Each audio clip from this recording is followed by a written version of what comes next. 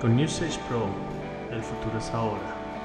En esta nueva era digital a desarrollar sobre las bases de la inteligencia artificial, porque el mañana es tarde, para empezar es hoy. Buenos días, buenas tardes, buenas noches, depende de donde nos estén mirando. Dentro de la serie de videos empresariales, hoy queremos traerles un relato sobre la gestión de los riesgos. Para hablar de riesgos es importante que definimos qué es un riesgo. Y también tenemos que entender que los riesgos no solamente son negativos o amenazas, sino que también pueden ser positivos como oportunidades.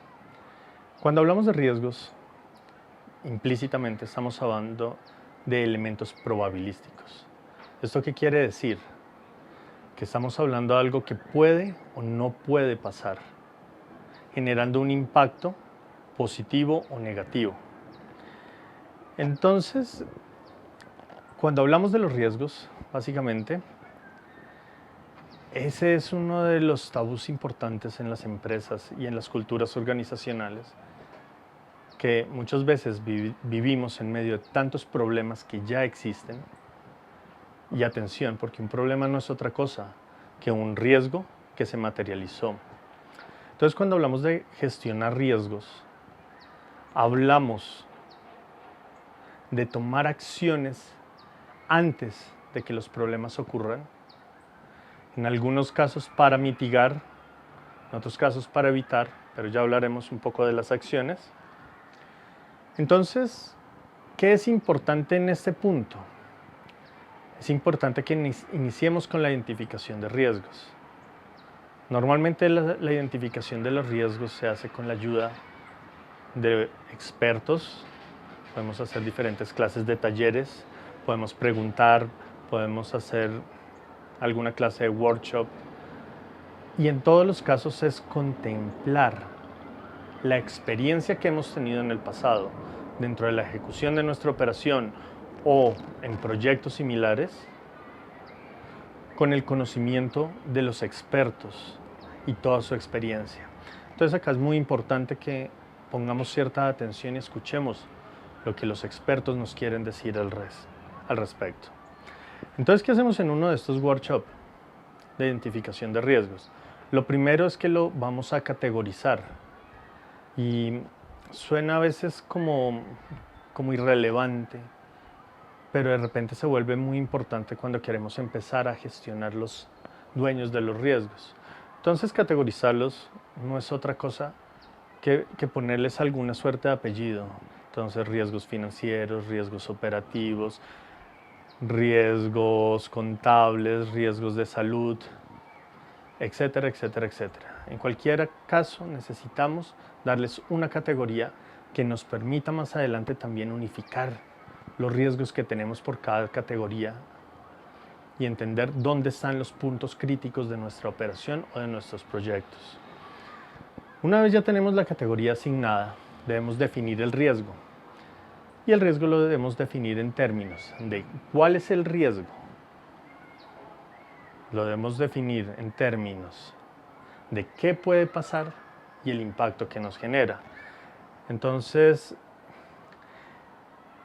si, por decir algo, si hablamos de comercio exterior, existe el riesgo que por problemas políticos se generen alzas en las tasas o en los aranceles que disminuyan la demanda de nuestros productos en el mercado americano.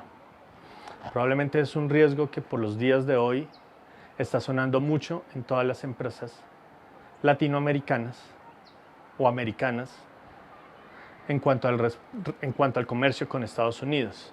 Y aquí viene la parte más importante, que es el impacto. Entonces, generando impactos en las ventas o caídas en las ventas de un 10% con una disminución del revenue de $1 millón, por poner un ejemplo. Entonces siempre tenemos que definir el riesgo en términos de lo que es el riesgo por sí mismo, de lo que se está afectando, de cuál es el impacto. Y de ser posible, estos impactos deberían estar puestos en términos numéricos. Acá viene un tema importante cuando hablamos de la gestión de los riesgos, y es evitar muchas veces los riesgos generales. Cuando nosotros tenemos un riesgo muy amplio, y esto es típicamente lo que nos pasa en los proyectos cuando hablamos del riesgo de que renuncie una persona, es que dejamos los riesgos generales simplemente para darle gusto al gerente de proyectos o a la dirección de gestión de riesgos de la organización, pero no llegamos a una conclusión. Entonces, siempre que uno lee en los proyectos específicamente el riesgo de que se vaya una persona del equipo, entonces, ¿cuál es la acción? No, mitigación. ¿Y cómo lo vas a mitigar? No, pues vamos a mejorar la curva de aprendizaje. Pero ¿qué pasa si el que se va es el arquitecto del proyecto y estamos hablando un proyecto COBOL? Que hoy en día conseguir desarrolladores COBOL o arquitectos COBOL no es tan sencillo. ¿O qué pasa si de repente el que se nos va es un Key Account Manager y con este Key Account Manager perdemos las relaciones con nuestros principales clientes? ¿O qué pasa si el que se nos va es el CEO de la compañía? Entonces, no tenemos que entrar en el vicio de tener riesgos segregados puntualmente y hacerlos inmanejables, pero tampoco podemos, por la generalización, perder la vista de riesgos importantes. Y parte de la identificación, que es con lo que vamos a mirar, es cuando empezamos a hacer la evaluación cualitativa del riesgo. Y entonces cuando vamos a entrar en la evaluación cualitativa del riesgo, tenemos que empezar a hablar de cosas, como son cuál va a ser la acción que vamos a tomar ante el riesgo. Entonces podemos aceptar el riesgo, en cuyo caso tenemos que preparar un plan de respuesta. Y acá pilas, porque gestión de riesgos existe sí y solamente sí. Por cada riesgo identificado tenemos un plan de respuesta. Y el plan de respuesta puede ser, no hacemos nada, porque no tenemos dinero para tener una provisión que se necesita, no sé, típicamente el riesgo es que se caiga el edificio donde estamos, siempre puede pasar, pero no siempre tenemos una provisión para eso, no siempre tenemos un seguro que nos cubra. Pero debe que estar documentado. O decidimos aceptar el riesgo de que el CEO de la empresa se pueda retirar. Entonces el plan de gestión de riesgos es tener otras personas dentro de la lista a las que deberíamos contactar porque tienen un nivel de relacionamiento similar. Y todo el tiempo dentro del monitoreo estamos averiguando si estas personas siguen siendo apropiadas, si están disponibles y qué nos implica. Eso es un plan de respuesta. Entonces, para todos los riesgos deben tener su plan de respuesta. Ahora, hay otras acciones frente al riesgo, que puede ser en el caso de los riesgos la mitigación o en el caso de las oportunidades la mejora. ¿Qué implica esto? Que cuando yo cree un plan, y ojo porque este plan del que estamos hablando siempre va, pase o no pase el riesgo. Este plan, al final, lo que va a hacer es que se reduzca la probabilidad o se reduzca el impacto del riesgo. Siempre muy importante definir si voy a mitigar una amenaza o voy a mejorar una oportunidad. Es un plan vivo al que le tengo que hacer seguimiento, al que le tengo que dar un responsable, al que le tengo que dar un presupuesto y al que incluye unas tareas que se deben ejecutar sí o sí, como parte de mi plan operacional o como parte de mi plan de proyectos. Y no es lo mismo que el plan de respuesta, porque el plan de respuesta es una cosa que tenemos preparada en el caso de que se materialice el riesgo. Y tampoco debemos caer para las acciones de respuesta de mitigación y de mejora, no debemos perder de vista que mejoramos la probabilidad o disminuimos el impacto, pero no eliminamos el riesgo, o sea que el riesgo puede pasar. Por lo tanto, debemos tener preparada un plan de respuesta. Ahora, podemos decidir que queremos transferir el riesgo o transferir la oportunidad. ¿Qué significa eso? No sé, nuestra empresa es una empresa de marketing digital, pero necesitamos hacer un software que nos permita gestionar el contacto con nuestros clientes.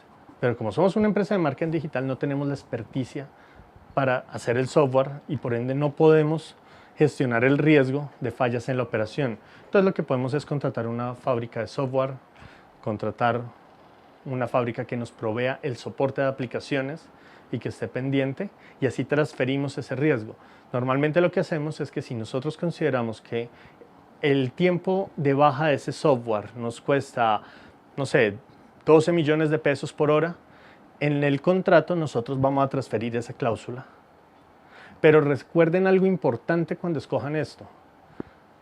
Cuando transferimos el riesgo, en el 90% de los casos no lo podemos transferir completo. Y la ocurrencia del riesgo siempre va a tener un impacto. En el caso de la empresa de marketing digital, nosotros podemos tener un impacto reputacional.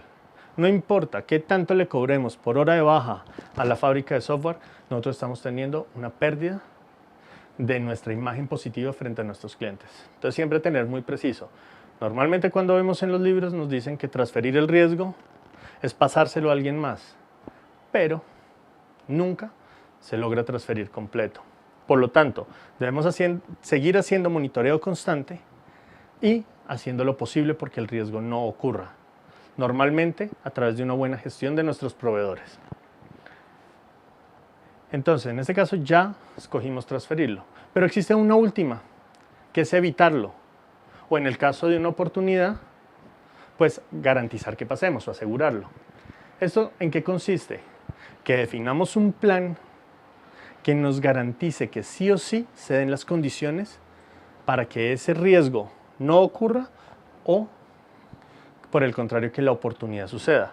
El típico ejemplo de esto es cuando hablamos de viajar en avión. Queremos viajar de un país A a un país B. Existe el riesgo de que el avión se caiga.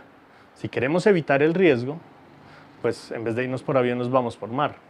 Pero recuerden, cuando pasamos, siempre hay un costo que tenemos que tener pendiente. En el caso de cambiar el avión por el barco, ya no está el riesgo del avión, pero existe el riesgo de que el barco se hunda. O podemos disminuir el alcance, es decir, no vamos a hacer una determinada parte o vamos a disminuir nuestra operación en una determinada zona geográfica para evitar un riesgo político, para evitar un riesgo comercial. Pero ¿qué implica? Que estamos perdiendo una parte del mercado que corresponde a eso. Entonces eso siempre es importante que lo tengamos claro. ¿Cuál es el costo? ¿Cuál es el presupuesto? Y si debemos o no tener planes de mitigación y de respuesta. Cuando ya tenemos esto identificado, que es el cómo vamos a reaccionar ante el riesgo, ahora viene identificar la probabilidad de ocurrencia. Cuando les hablaba ahorita de mitigar, les decía que es disminuir la probabilidad del impacto.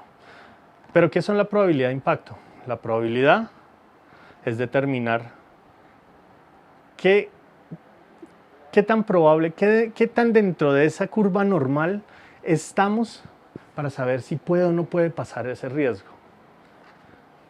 En otras palabras, en la historia de nuestra empresa o en la historia de nuestros expertos, entender qué tantas veces les pasó en situaciones similares. Esa es la probabilidad. Cuando hacemos un análisis cualitativo de riesgos, esta probabilidad se puede dar en términos de medio, alto y bajo.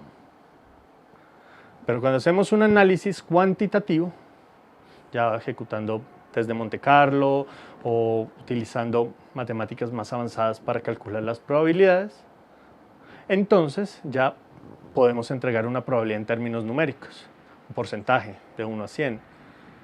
Y el impacto es qué tanto nos va a impactar.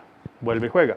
Cuando estamos en un análisis cualitativo, lo podemos dar en términos de bajo, medio, alto, pero cuando ya hacemos un estudio más profundo de los impactos en caso de la ocurrencia, podemos darlo en términos monetarios. ¿Cuánto nos va a costar si esto pasa?